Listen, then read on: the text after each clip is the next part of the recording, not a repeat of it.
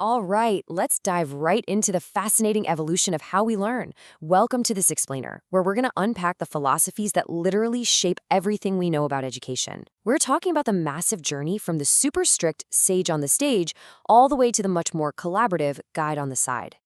I mean, think about it. If you've ever sat in a classroom, which, let's face it, is all of us, you've probably asked yourself this exact question while completely zoning out during a long lesson. How do we actually learn best? Are we just supposed to sit back and magically absorb facts? Or are we meant to roll up our sleeves and figure things out for ourselves? Well, to really understand this evolution, we first kind of need to define what teaching actually is. Because it's not just talking at people. It's a deliberate set of planned activities and tactics. Ultimately, a teacher uses these methods to communicate the curriculum and spark real, desirable behavioral changes in students. It's a strategy, really. So, here is our roadmap for today's explainer. We're going to hit 5 key stops. First, the art of teaching. Second, teacher-centered traditional methods. Third, the supervised study bridge. Fourth, training for democracy. And finally, the project method revolution. Okay, let's jump straight into part 1, the art of teaching, where we're plotting the spectrum of autonomy. If you look back through history, classroom instruction has evolved across some pretty distinct eras. It's almost like a giant pendulum swing. We started way back in the ancient era with the super rigid philosophy of idealism, which was pretty much just pure lecturing. Then, fast forward to the early 20th century, and thinkers like Vygotsky started heavily pushing for collaborative learning. And finally, by 1918, we hit a real game changer, the hands-on pragmatism, championed by William Head Kilpatrick with the project method.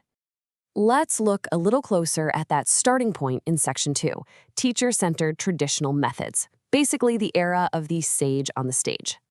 It's actually wild how stark the contrast is between the traditional teacher-dictated model and the progressive, child-centered approach that eventually challenged it. On one side, you've got this rigid pace, entirely focused on just presenting content, while students passively listen. But on the flip side, the entire focus shifts completely to the student. It's all about action, a collaborative environment, and actively doing things. Let's drill down into those traditional methods for a second, where student autonomy was literally at zero. First up, the lecture method. Rooted in idealism, it's the oldest trick in the book, just a pure one-way presentation of facts. Then there's the textbook method. You know the drill, students reading aloud, paragraph by paragraph, turn by turn. Honestly, a bit monotonous, right? And finally, the teacher demonstration, where the teacher explains, comments, and shows the class exactly what to do, expecting them to just follow along perfectly, like robots. But thankfully, things evolved. Welcome to Section 3, the supervised study bridge.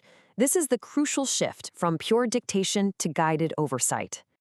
There's this great quote from educational theorists Maxwell and Kilzer that hits the nail on the head. They called this method the effective direction and oversight of the silent study and laboratory activities of the pupil. That beautifully captures what's happening here. The teacher is finally stepping down from being a nonstop lecturer and becoming an observant guide. In this phase, the concept is simple but honestly profound. The teacher as supervisor. The teacher assigns the work, and the students actually get busy figuring it out on their own. And hey, this doesn't even have to happen in a traditional classroom. It could be in a library or a lab. The main takeaway?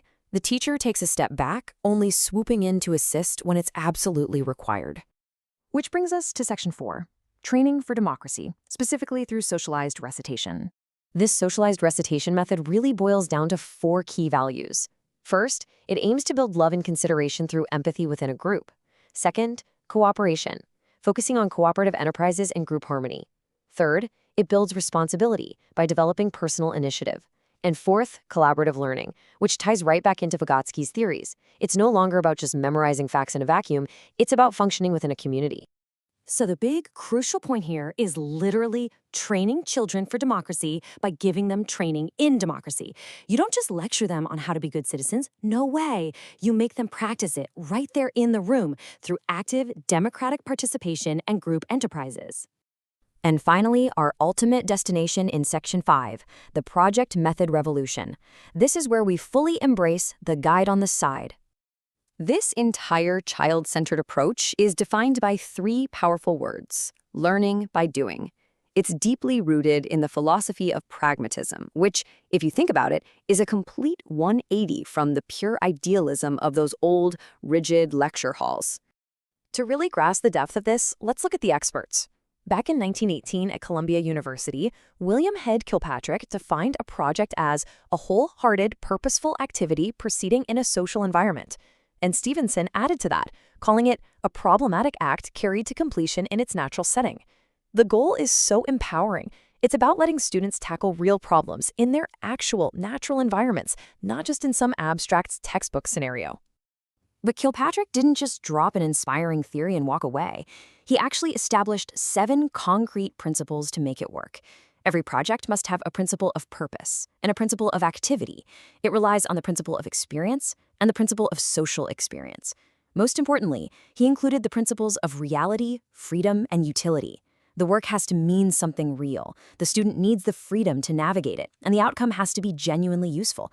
That is how you guarantee real behavioral change. Kilpatrick even categorized these practical applications into 4 distinct types of projects. You've got the producer type, which is all about the actual physical construction of an object. Then the consumer type, aimed at experiencing things, like, say, listening to a musical declaration.